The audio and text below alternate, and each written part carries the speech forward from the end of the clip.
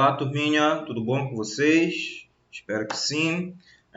Na aula de hoje, nós vamos dar continuidade ao nosso assunto de ciências do capítulo 2, tá? Nós já estamos provavelmente para encerrá-lo, para fechá-lo, tá? O capítulo 2 e ir para o capítulo 3, ok? Falta explicar mais uma parte sobre propriedades da matéria para vocês, os ciclos, né, que ocorrem na natureza, e o fenômeno da água. Depois a gente vai já para o módulo 3 falar sobre substância, tá? O vídeo anterior era relacionado ao exercício, né, das páginas anteriores que nós realizamos, que eu pedi para vocês fazerem, e eu analisei, né, pelo portal Eclass também, alguns alunos que enviaram, no WhatsApp também, né, tanto é que eu mando a figurinha lá de recebido, corrigido, ok? Fiz anotações de quem fez, professor, eu não fiz ainda, como eu falei no vídeo anterior. Você pode estar lá, pausando ele e copiando a resposta. Não tem problema. Por enquanto, ainda não tem problema, tá? Aí, aulas posteriores, não, né? Você tem que elaborar, ok? Então, se você não assistiu o vídeo anterior, arrasta... Brincadeira, tá? Assista lá o vídeo anterior, ok? E na aula passada eu parei aqui com você, né, sobre substâncias simples e substâncias compostas, tá? Eu falei para vocês que... outro recadinho que eu esqueci. Turma, a nossa próxima aula, né? Não essa, né? A próxima, nesta semana ainda será via Zoom, ok? Eu mandarei o link para vocês e nós vamos fazer via Zoom, beleza? Substâncias compostas. Eu falei para vocês que uma substância composta é quando ela é formada por dois ou mais átomos de elementos diferentes. Então, numa substância composta, eu vou ter dois átomos de elementos diferentes. Como é um exemplo aqui, da água, como eu falei para vocês. A água ela tem dois elementos químicos diferentes. Ela vai ter o hidrogênio, são dois hidrogênios, né, que ela vai ter aqui.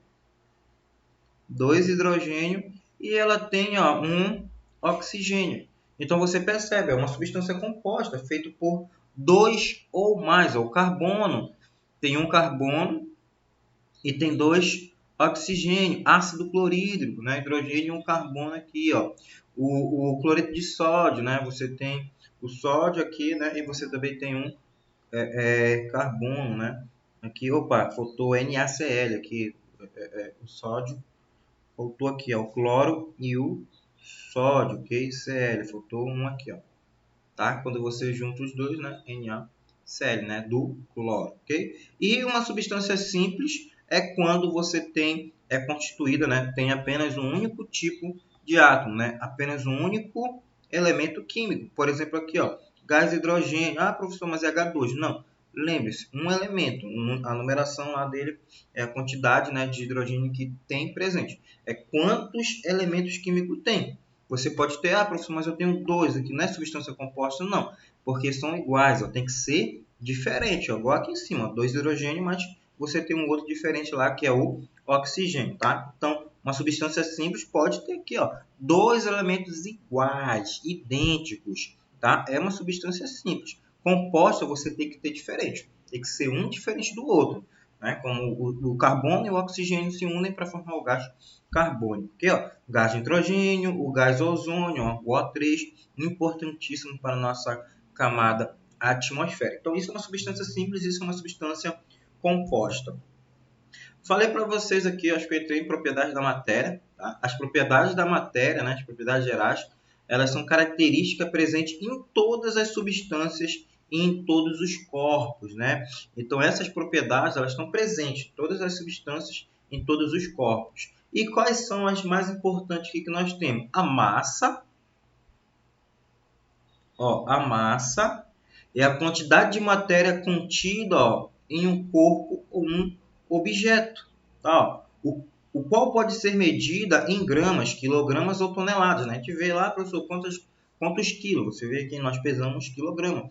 Professor, aquele saquinho de Doritos tem quantas gramas? Né? Você vê, fica o G de gramas, KG de quilogramas e T de toneladas. Professor, uma baleia tem não sei quantas toneladas, né? A jubarte, né? E utilizando-se uma balança, é conhecido como massa. Em quilogramas, utiliza-se uma balança e é conhecido como massa. O termo massa e peso constantemente são confundidos. Então, massa e peso, eles são diferentes, tá? Então, a massa é tudo aquilo que é contida em um objeto, né?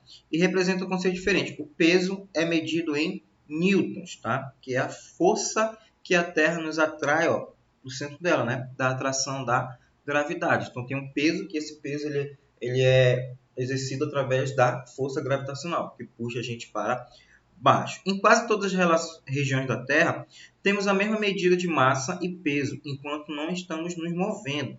Quando alteramos nossa localização em relação à gravidade, a massa permanece constante, mas o peso não. A massa é um valor definido, mas o peso varia. Se estivéssemos na Lua, por exemplo, nosso peso seria diferente do que temos aqui na Terra, por causa da questão gravitacional. Tanto é, se pular, vai embora, né? Vai soltando, né? Vai pulando. Então é diferente. Se você for para um país já para outro planeta, onde lá a força gravitacional é mais forte que a Terra, você não consegue nem andar, ok? Então o peso ele vai variando, ok? De local para local, professor, tem algum local que o peso na nossa Terra ele pode ser diferente? Tem. Lá no Canadá, lá no extremo norte do Canadá, se não me engano, é na Baía de Hudson, tem uma atração gravitacional lá um pouco diferente, ok?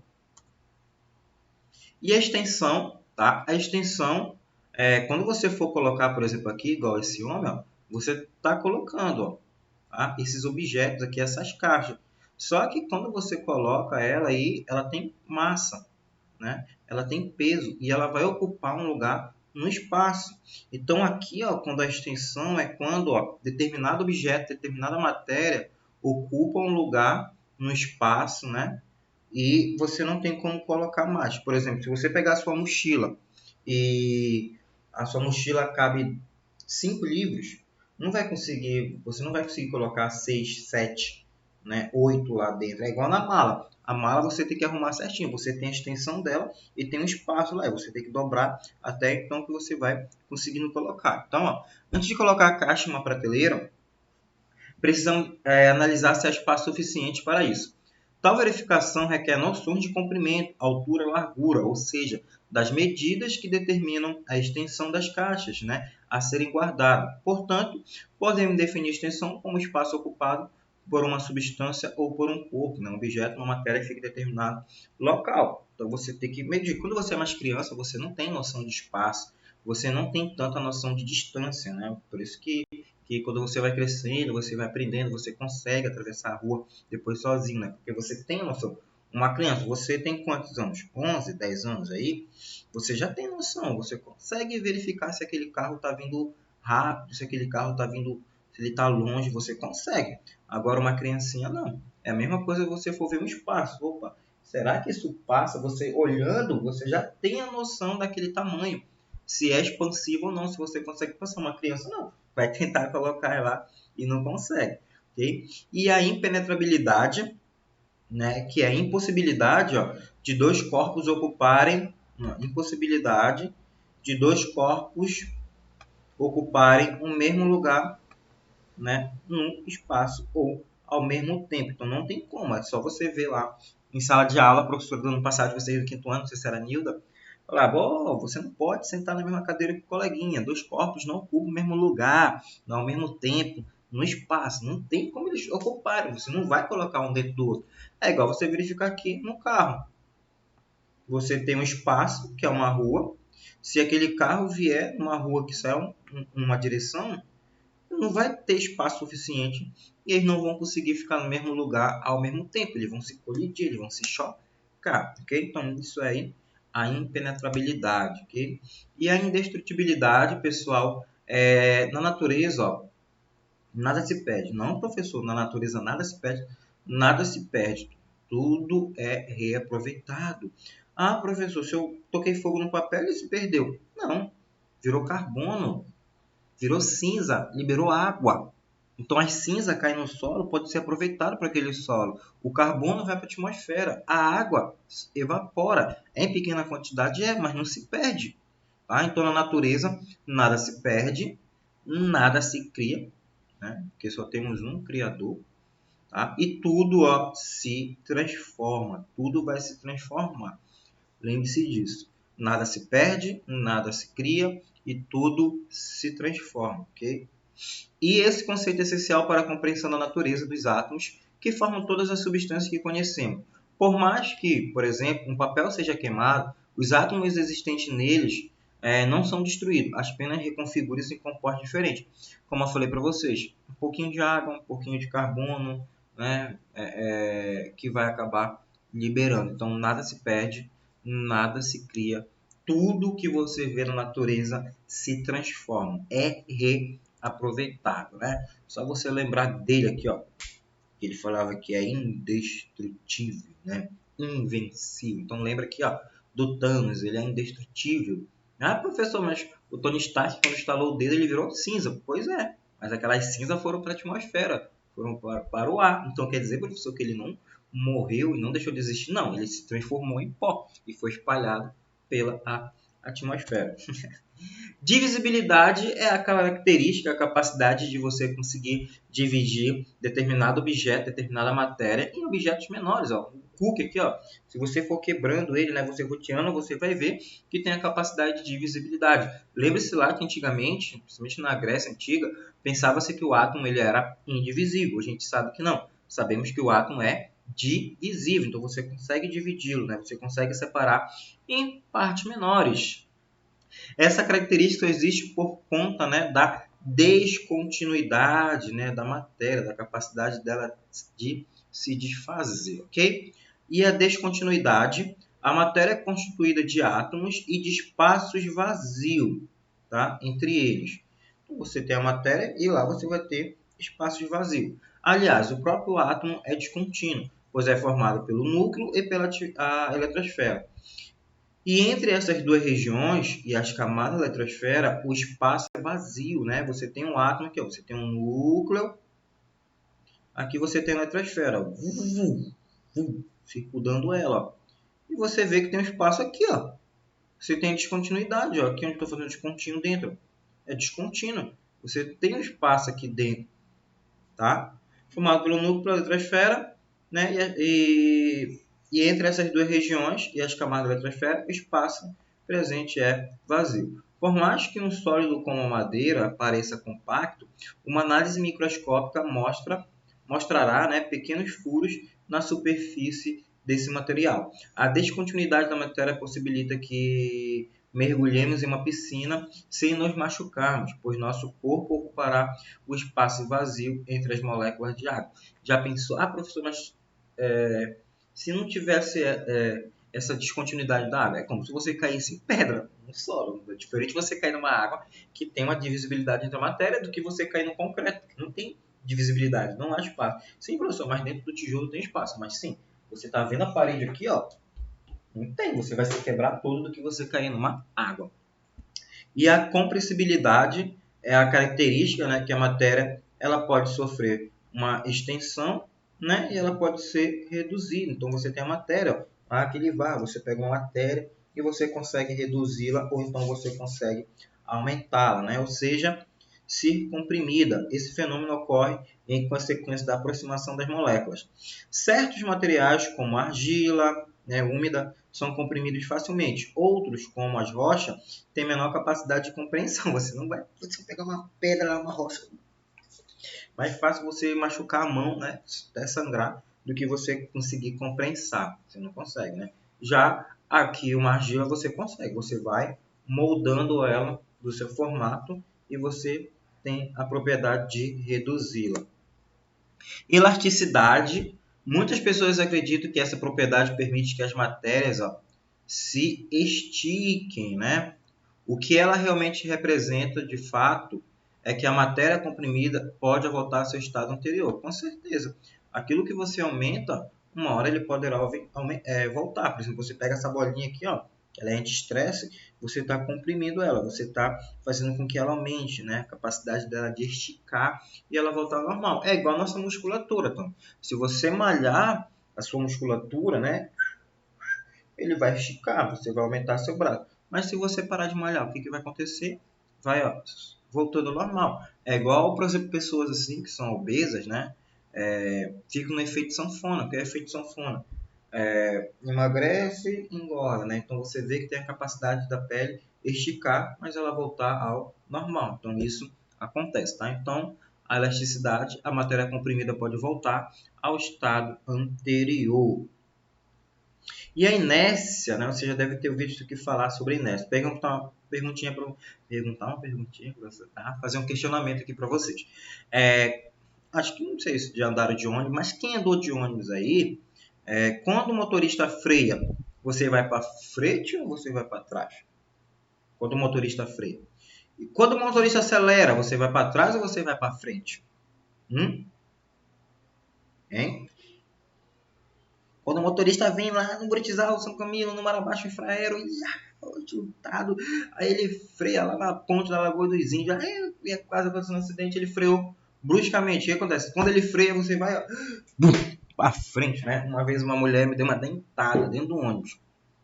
Juro pra você, eu tava parado aqui, fone de ouvido, ouvindo música, aí o cara freou lá na FAB. E a mulher, acho que ela tava bocejando, né, sem a mão, aí ela deve ter abrido a boca. Na hora que ele freou, ela tava bem atrás de mim, ela foi bem aqui na minha costa, com a dentada. Ficou a marca do dente dela aqui, mas foi uma dentada. E doeu. Uma vez eu já caí no ônibus também, quando ele acelerou, eu não tava segurando, só que o ônibus estava vazio, era de manhã cedo. Ele acelerou, eu não tava segurando, e fui para trás. Caí. Então, a propriedade da inércia aqui, né, quando ele acelera, você vai para trás. Força resultante puxa você para trás. Se ele freia, você vai para frente. Mas tem um porém. Se o ônibus está em movimento, você está parado ou está em movimento? Se aquele ônibus que você está dentro e você está sentado, o ônibus está em movimento, você também está em movimento? Em relação ao ônibus, você está parado, né? Então vamos ver aqui, ó, a inércia, né? Em movimento, sem movimento, em movimento e parado. Tá vendo aqui, ó? Em movimento, se ele parar rápido, o que aconteceu? A plaquinha, a mochila lá de cima voa, né? Possivelmente você já percebeu que quando está dentro de um automóvel em movimento e o freio é acionado, seu corpo é projetado para frente. Isso ocorre porque uma frenagem, o veículo perde a velocidade, mas seu corpo não. Você e o carro se movimentam na mesma velocidade em relação à rua. Portanto, ele vai parando e você continua se deslocando na velocidade anterior ao acionamento dos freios. Esse fenômeno conhecido como inércia é descrito da seguinte forma: todo o corpo tende a se manter em movimento em linha reta e velocidade constante, né? Então, a mesma velocidade lá sem acelerar e sem parar, ou permanecer parado até que uma força externa altere seu estado inicial. Em razão da chamada lei da inércia, o uso de cinto de segurança é obrigatório, entendeu? A Direção Nacional de Trânsito, né? O CTB. Então você tem que utilizar, porque caso freie, você pode dar com a cara no volante, ou então um acidente, né? Previne. Cinto de segurança salva a vida. Para quem fala que não, quem é teimoso que não usa cinto de segurança, não. Ele salva a vida, ele está seguro, ele vai fazer com que você não acabe se machucando, salvar, né, a sua vida. Então isso é inércia. E propriedades específicas, a gente estava vendo propriedades da matéria, tá? Então bora ver propriedades da matéria. Vamos ver agora propriedades específicas. Por exemplo, aqui, ó, eu tenho a cor, tá? Então a cor aqui, ó, ela vai ter diferentes tonalidades, tá? E nem todo mundo percebe a mesma cor. Por exemplo, você pode estar enxergando aqui, ó, azul. Outro coleguinha seu aqui dentro, onde está azul de risco vermelho, aqui é azul, né? Essa barra aqui, ó, ela é azul. Mas para um colega pode ser lilás, pode ser outra cor. Então nem a cor que eu enxergo é um pouco diferente do que você enxerga, tá? Então as propriedades específicas são exclusivas de cada tipo de matéria, né? E a cor são diferentes tonalidades, que pode ser percebida pela visão. Podemos identificar, por exemplo, o céu azul durante o dia, as cores de uma melancia, verde por fora e vermelho por dentro, a cor de um arco-íris e muita outra. Ah, professor, mas eu vejo o céu azul durante o dia e à noite eu não vejo. É transparente, né? Cinza. Sim, que vê azul, né, por causa do reflexo da água. Lembra que tem uma grande quantidade de água. O odor, são vários tipos de odor. Não é só pensar em odor, pensar em algo que é mal cheiroso, né, que é fedorento. Não. Odor é aquele cheiro que você consegue perceber. Ele pode ser agradável ou ele pode ser desagradável. Você vai ver lá para frente no quarto bimestre, quando a gente for estudar sobre os sentidos, né? Principalmente aqui do olfato, os odores, eles guardam bastante lembrança, né? Marcante na nossa vida. Então, tem odores que você vai lembrar pro resto da sua vida. Cheiros, né? Agradáveis ou pode ser desagradáveis. Sabor, né? Você tem diversos sabores que você vai conseguir identificar através, né, das suas papilas aqui, papilas gustativas. Desculpa, eu espirrar. Das suas papilas gustativas, né? Claro, que aqui na língua absoluta, na minha língua tem o sabor, né? Você vai ter as papilas, né? Que vão identificar o doce, o salgado, o azedo, né? O ácido e o amargo. Você tem essas papilas que elas vão fazer, né, as gustativas que fazem a identificação, né? Do azedo, do ácido, do amargo, né? Azedo, o ácido, o amargo, o doce, ok? Então, há diversos sabores, né? Conseguimos detectar facilmente sabores peculiares, como o do morango ou da pipoca. Isso acontece pelo fato de que, embora ambos os alimentos contenham os mesmos átomos, a estrutura da matéria que os constitui é completamente diferente. Claro, uma pipoca e um morango são totalmente diferentes. A reatividade, tá, turma, são a capacidade do que uma substância ela vai ter a capacidade de reagir. Então, a matéria apresenta diversas formas de reação. Isso pode ser contestado mediante a realização do seguinte teste. Coloque um pouco de sal de cozinha em um recipiente e, em seguida, um pouco de vinagre. Em outra vasilha, insira um pouco de fermento químico em pó e depois a mesma quantidade de vinagre utilizado anteriormente. No primeiro caso, em termos de visualização, não haverá alteração. Já no segundo, porém, a mistura vai borbulhar, como se estivesse fervendo. Esse é um exemplo interessante a respeito de como as substâncias desiguais reagem, né, de maneira diferente. Você vai colocar lá fermento em pó e o vinagre vai fazer com que haja uma fermentação, né, porque vai ter o carbono lá, ele vai reagir ao fogo e ele vai pular, ele vai liberar gás. Densidade, tá? A densidade ela é igual, aqui tá M vezes V, né, que é massa versus o volume. Então, a densidade ela é igual a massa dividida pelo volume. Então, vocês vão aprender muito isso aqui em física, tá? Lá no nono ensino médio, vocês vão usar esse cálculo aqui para calcular a densidade, para saber a massa, para saber o volume. Né? Ó, essa característica corresponde à quantidade de matéria contida em determinada extensão, volume. Cada corpo apresenta uma densidade singular. Um exemplo, quando um peso de balança é colocado em um copo com água, afunda. Contudo, se o mesmo procedimento é realizado com uma folha de cortiça, ela permanece na superfície da água. Claro, né, por causa da densidade que vai ser diferente. A densidade pode ser calculada dividindo-se a massa, né, de uma substância pelo volume que ela ocupa, tá? E matematicamente isso é representado pela forma, né? Densidade é igual a massa, né, dividido pelo volume. Quanto maior for a quantidade de matéria, né, disponível em certo volume, mais massa haverá e, consequentemente, a densidade será maior. O contrário também é verdadeiro. Quanto menor a massa, menor será o volume. Vou perguntar para você aqui, ó, de massa e volume. Quem tem mais massa? 1 quilo, eu já até falei isso para vocês. 1 quilo de algodão ou 1 quilo de chumbo? É a mesma, professor. Os dois têm quilo. Agora, quem tem mais volume? Algodão, né? O quilo de algodão. Para você juntar 1 quilo de algodão, haja algodão, né? Já de chumbo, não. Então, você percebe que a massa é igual, mas o volume já é diferente. Ok, turminha? Então, essa aqui foi a nossa aula de hoje. A nossa próxima será via Zoom, ok? Qualquer dúvida, vocês mandem mensagem lá no privado do WhatsApp, beleza? Tchau, turma. Abraço. Até a nossa próxima aula.